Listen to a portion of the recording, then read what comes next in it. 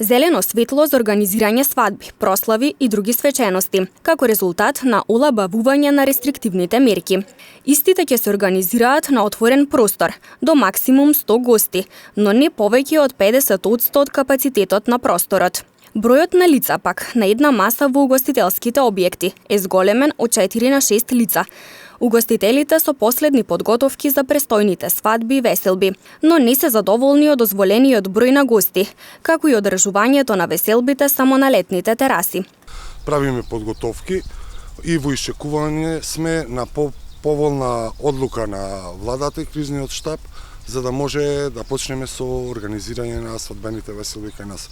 Не само на свадбените веселби, и на другите семејни веселби. Во моментот што е на сила одлуката на владата, ни представува голем проблем, затоа што поголемиот дел од рестораните во Тетовскиот регион се од затворен тип, што значи не располагаат со летни бавчи и тераси и не може да организираат свадби.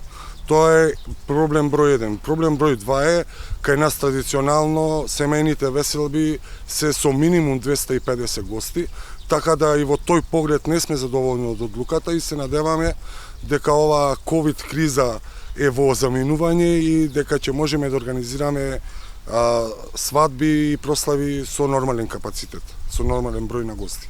Повеќе од една година траеше забраната за организирање свадби и други прослави, а музичарите како неизоставен дел од секоја свеченост. Согласно новите мерки ќе можат да свират само на свадби, но не и во кафулиња и на концерти.